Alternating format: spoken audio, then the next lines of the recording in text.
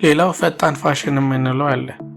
ለምሳሌ በቃ ፈጣን ለምሳሌ መንገድ ላይ አይታችሁ ከሆነ ይህ ነገር ፋሽን ነው ብላችሁ ተገዙትና በቀጣዩ ቀን ፋሽኑ ያልፋል። ስለዚህ ይህ ፈጣን ፋሽን ነው ማለት ነው። ጥራቱም አነስተኛ ነው።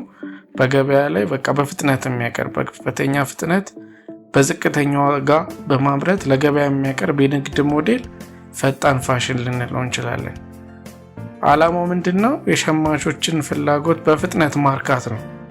ከንድፍ እስከ መደብር ያለውን ጊዜ ያሳጥረዋል። ጥራትን በመቀነስ ብዙ ልብሶችን በከፍተኛ ፍጥነት ያመርታል።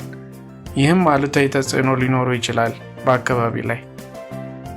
ምክንያቱም አንደኛ ፈጣን ነው፣ ዝቅተኛ ዋጋ ነው ሊሸጥ የሚችለው፣ ርካሽ ነው፣ ብዙ ምርት ነው የሚመረተው፣ በየሳምንቱ ሊደርስ ይችላል። እንደውም በጣም ፈጣን ከመሆኑ የተነሳ ሌላው የአካባቢ ተጽዕኖ አለው።